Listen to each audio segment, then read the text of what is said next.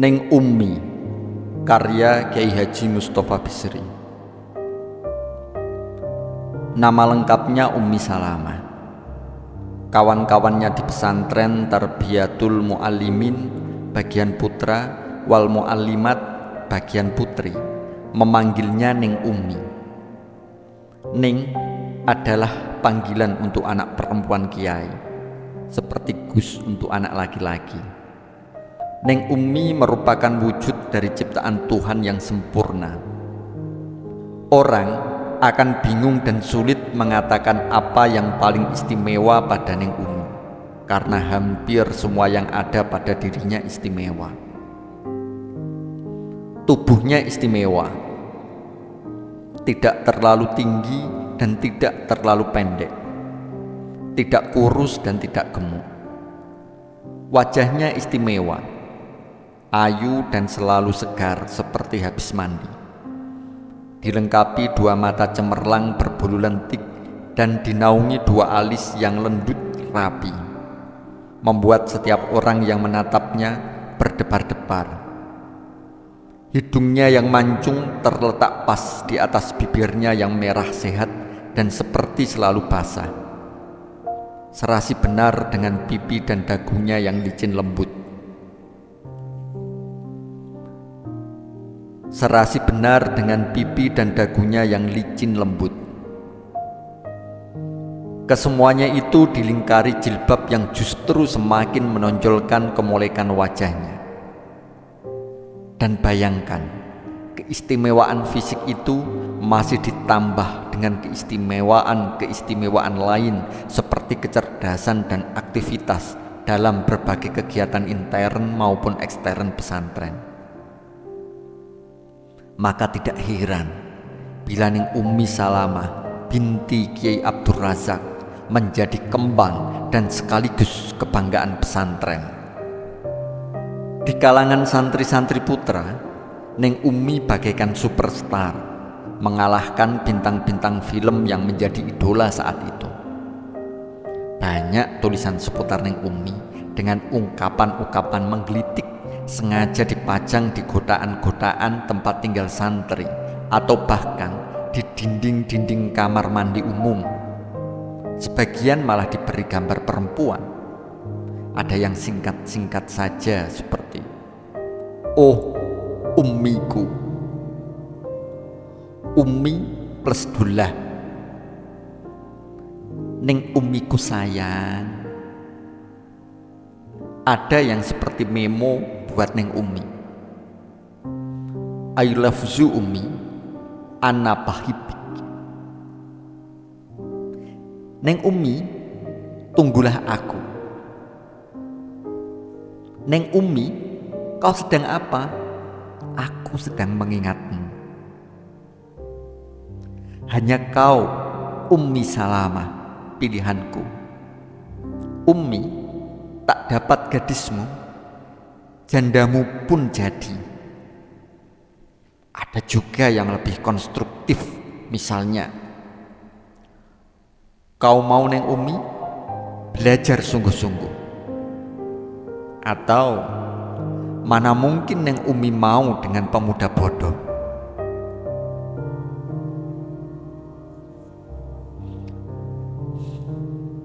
Memang belum jelas benar apakah coretan-coretan itu ungkapan sebenarnya dari perasaan mereka terhadap Neng Ummi, ataukah itu hanya merupakan keisengan anak muda.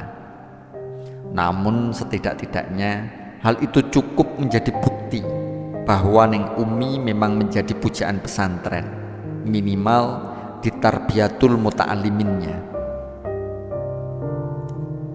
Sikap santri-santri putri sendiri yang setiap hari bergaul langsung dengan Neng Ummi yang kebetulan ketua pengurus pondok putri ternyata tidak sama persis dengan sikap santri-santri putra. Memang tidak sedikit rekannya yang mengaguminya, terutama karena kecantikan dan kepintarannya. Namun banyak juga yang meski tidak terang-terangan kurang menyukai putri Kiai Abdul Razak ini. Cantiknya memang cantik, kata Neng Saudah, kawan sekelas ning Umi, kepada kawan-kawannya yang sama-sama sedang mencuci di pelataran sumur pondok. Pandainya memang pandai, tapi tukas Nuni yang tahu kedua putri kiai itu diam-diam bersaing. Ning Saudah nyablek paha Nuni gemas karena bicaranya dipotong dan didahului.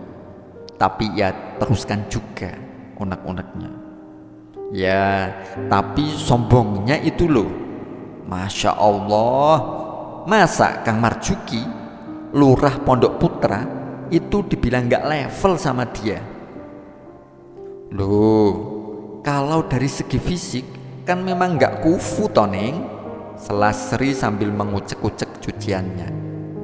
Kang Marjuki memang alim, kitab alfiah klotok, tapi penampilannya kan memang tidak meyakinkan. Kecil, hitam lagi. Hus, dosa lu Sri, tegur Mona. Kang Marjuki itu sudah korek. Loh, jangan kamu rendahkan. Loh, saya tidak merendahkan kok Yu. Itu tadi kan kita sedang membicarakan apakah Neng Umi kufu sepadan dengan Kang Marjuki dari segi fisiknya. Bukankah memang tidak sebanding? Neng Umi yang begitu anggun dan cantik bersanding dengan Kang Marjuki yang maaf saja kayak botol Coca-Cola begitu. Sudah, kamu kok semakin menjadi-jadi, sergah Monah lagi sambil memelototi Sri. Yang dipelototi malah ketawa-ketawa sambil menggoda. Jangan-jangan sampean Yumona yang naksir Kang Marjuki? Ngawur, bentak Monah sambil mencipratkan busa sabun ke arah Sri yang terus terkekeh-kekeh. Memang Sri ini sama saja dengan bosnya. Tiba-tiba Neng Saudah kembali angkat suara. Sama dengan Neng Umi, suka merendahkan orang. Memangnya orang itu hanya dilihat dari fisiknya saja. Banyak orang yang ganteng dan gagah, kelakuannya bejat. Sebaliknya, tidak sedikit orang yang berpenampilan lahirnya tidak menarik, tapi hatinya mulia. Nabi sendiri kan mengatakan bahwa Allah tidak melihat bentuk maupun baju orang. Iya, tapi jangan lalu nyindir begitu Neng. Selasri berlagak marah. Neng Umi kan memang ketua dan saya sekretarisnya. Apakah itu berarti dia itu bos saya? Yang benar saja. Ngomong-ngomong, potong Nuni yang memang dari tadi sudah kebelet nimbrung bicara. Saya memang mendengar sendiri. Neng Umi pernah berkata, pokoknya lebih baik saya tidak kawin bila calon pelamarku hanya orang yang biasa-biasa saja. Percuma dong belajar jauh-jauh terus seperti si Asia ini, cuma kawin sama Carik. Kasihan. Denger tuh, timpal Neng Saudah cepat. Apa aku bilang? Anak itu memang sombong. Dia berhenti sejenak, mengelap tangannya dengan kain yang dipakainya. Kemudian katanya kepada Nuni, enggak nih. Lalu dia enggak bilang suami apa yang dia idamkan. Ya, ia mengatakan, jawab Nuni bersemangat. Ya, ia mengatakan, jawab Nuni bersemangat. Apalagi dilihatnya kawan-kawannya yang lain menghentikan pekerjaannya. Semua tertarik ingin mendengarkan kelanjutan bicaranya. Katanya dia hanya mau kawin dengan lelaki muda yang gagah, ganteng, syukur punya kumis kayak Raj Kapoor, aktor India terkenal itu. Sengaja Nuni berhenti sebentar menikmati raut muka kawan-kawannya yang begitu penuh perhatian. Baru kemudian melanjutkan.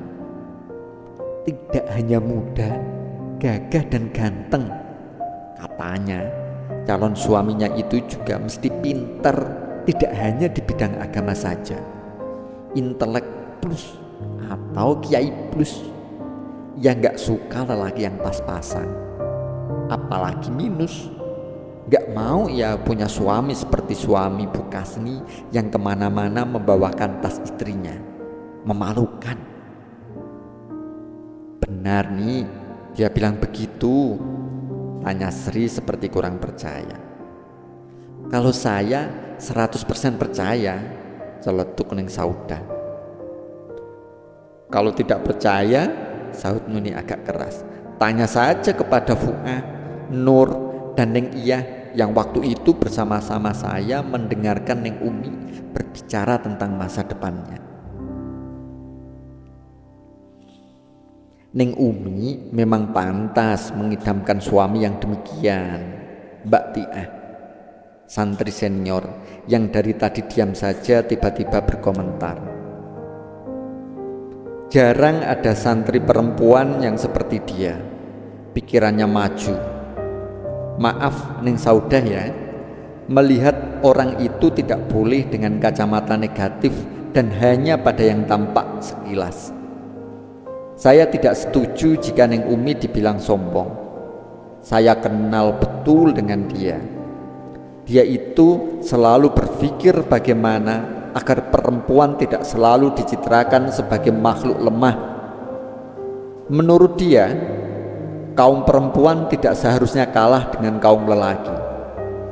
Lihatlah program-program pengurus Pondok Putri ini ketika dia menjadi ketua, seperti kursus-kursus, pelatihan-pelatihan, seminar, dan lain sebagainya. Bukankah itu merupakan ide-idenya? Itu semua menunjukkan obsesinya yang begitu besar untuk memajukan kita, para santri putri ini, dan lebih jauh lagi meningkatkan martabat kaum perempuan. Jadi kalau kadang-kadang dia terkesan sombong, menurut hemat saya lantaran harga dirinya sebagai perempuan memang begitu besar. Dengan berakhirnya komentar Mbak Tiah, ternyata berakhir juga pergosipan di pelataran sumur hari itu.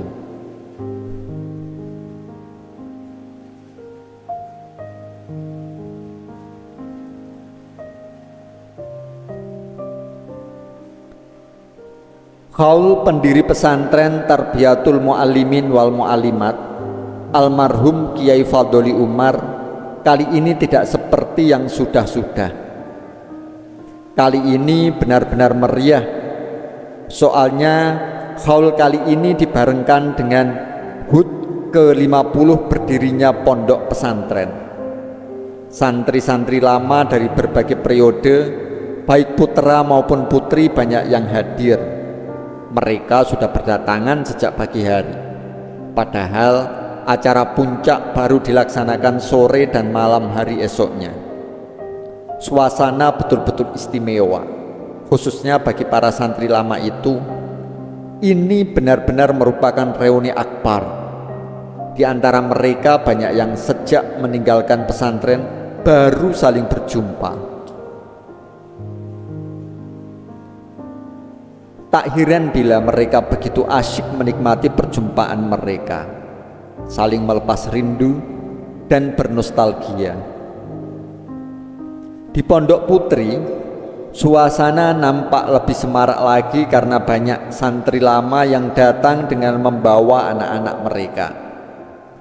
Geng-geng yang dulu sering kumpul-kumpul di aula atau di pelataran sumur, kali ini ngumpul di ruang-ruang tamu. Di setiap ruang tamu berkumpul sesama kawan seperiode.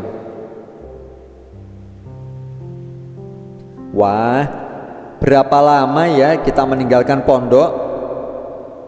Sekarang sudah luar biasa begini. Lihatlah bangunan-bangunan ini. Ini semua di zaman kita dulu belum ada, kata Neng Saudah sambil menebarkan pandangannya keluar ruang tamu. Iya, sahut Nuni sambil ngeloni seorang bocah. Sumur tempat kita bergosip pun sudah tak ada. "Hai, Nik, itu anakmu yang nomor berapa?" tanya Yumonah yang kelihatan subur badannya, tapi belum tampak tua. "Ini ragilku, Yu." "Ragil? Memangnya kamu KB ya? Kok tahu itu anak ragil?" "Bukan ber-KB, tapi harapan saya begitu," jawab Nunik sambil tertawa. "Soalnya keempat anak saya laki-laki semua." "Wah, repotnya setengah mati. Kalau Yumunah berapa?" "Wah, mungkin aku gabuk nih. Sudah sekian lama belum dikaruniai. Padahal seingat saya kawinku lebih dulu dari kamu. Tapi saya nggak putus asa kok." "Iya, masa Bunyai putus asa?" sela Sri yang penampilannya paling menor di antara kawan-kawannya. "Apa? Ibu Nyai?" tukas Yumonah cemberut. "Lalu kau sendiri bagaimana? Sekarang kok lain penampilanmu, Sri?" "Lain bagaimana, Yu? Dari dulu aku kan memang cakep begini." "Dapurmu, Sri. Aku bilang penampilanmu lain. Bukan maksudku kau tambah cantik. Itu loh make upmu kayak artis saja." Tiba-tiba Sri kelihatan sendu. Lalu tukasnya mencoba tetap ceria. "Inilah Yu, nasib orang cantik. Semua kawan sudah pada kawin, punya anak. Saya sendiri masih sorangan wae." "Kau terlalu memilih sih," sahut Nunik. "Bukan terlalu memilih." Sri menarik nafas sebentar. "Aku trauma. Nuruti orang tua, disuruh kawin sama anak orang kaya. Baru 3 bulan kawin sudah ditinggal kabur. Dasar lelaki." "Kasian," kata Ning Saudah betul-betul tampak ternyuh. "Lihat dulu Kang Mansur tergila-gila sama kamu kan? Apa nggak ada kelanjutannya?" "Apa? Kang Mansur orangnya pengecut, nggak berani ngelamar ke orang tuaku. Akhirnya diam-diam kawin sama janda. Lelaki nggak ada yang beres." "Sudahlah, jangan ngomongin saya saja. Neng Saudah sendiri bagaimana?" "Alhamdulillah, kita memang nggak tahu ya takdir kita sendiri. Tak lama setelah pulang dari sini, Kiai ke rumah bersama Kang Marjuki, meminta saya. Begitulah, aku sekarang menjadi Nyai Marjuki."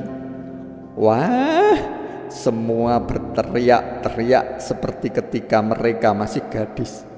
Ternyata, iya, ternyata Kang Marjuki orangnya memang baik. Mula-mula saya cuekin, tapi lama-lama saya kalah juga oleh kesabaran dan kebaikannya. Kini kami dikaruniai seorang anak perempuan cantik yang sudah duduk di kelas 3 sanawiyah. Kalian tahu namanya? Siapa nih? Hampir serempak semuanya pengen tahu. Kami sepakat memberi nama anak sematawayang kami itu Ummi Salamah. Wow, kembali ruang tamu geger. Dan tiba-tiba semuanya seperti diingatkan kepada Neng Ummi, sang primadona pesantren waktu itu. Ternyata semuanya tidak ada yang tahu dan mendengar berita tentang Neng Ummi setelah berpisah. Setelah pulang, memang ada beberapa pucuk suratnya saya terima, kata Sri yang dulu paling akrab dengan Neng Ummi. Tapi setelah 2 kali surat saya nggak dibalasnya, saya pun berhenti surat-suratan dengannya. Ketika itu masuk seorang wanita yang kelihatannya sudah tua sambil menggandeng bocah berumur 7 tahunan. "Kalian sudah tidak mengenali saya lagi ya?" katanya setelah uluk salam. Semuanya masih terdiam. Semuanya memandangi wajah perempuan yang baru datang itu lebih teliti lagi, sambil mengingat-ingat. Tapi sia-sia, tak seorang pun berhasil mengingat dan mengenalinya. "Kalian memang keterlaluan," kata si perempuan itu seperti kesal. "Masa kalian tidak mengenaliku lagi? Aku Tia." "Mbak Tia!" Serentak mereka semua berteriak dan menghambur memeluk Mbak Tia. Adegan tangis-tangisan dan kangen-kangenan pun kembali terulang. Sejenak kemudian baru mereka kembali duduk mengobrol. Kali ini mereka semua mengeriungi senior mereka, Mbak Tia yang baru datang. "Ini putra Mbak Tia ya?" tanya Sri sambil menunjuk bocah 7 tahunan yang duduk dengan wajah kosong. "Bukan Sri, ini cucuku. Aku diminta orang tuanya menyerahkannya ke pondok sini." "Oh ya, omong-omong, Neng Umi datang nggak?" "Lah itulah Mbak," jawab Neng Sauda. "Kami ini baru saja membicarakannya. Ternyata di antara kami tak ada yang tahu beritanya semenjak berpisah. Saya setiap haul tak pernah absen, selalu datang. Namun sejauh itu saya belum pernah bertemu Neng Umi. Saya dengar dari saudara saya yang tinggal di S. Setelah pulang dari sini, Neng Umi sempat aktif di sebuah organisasi kewanitaan dan bahkan menjadi ketua wilayah. Tapi kemudian bagaimana?" tanya Sri tidak sabar. Mbak Tiah tidak segera melanjutkan. Dia bahkan seperti merenung sendiri sebelum melanjutkan bicara. Kemudian dia mengundurkan diri sebagai pengurus wilayah dengan alasan akan pindah ke lain provinsi. Memang Neng Umi pindah dari S ke M. Mbak Tiah berhenti lagi, membuat kawan-kawannya penasaran. "Lalu bagaimana Mbak?" "Kata saudara saya, Neng Umi dikawin oleh seorang kiai tua terkenal di M, dijadikan istri yang keempat." "Heh?" Serentak semua yang mendengar terhenyak. Rembang.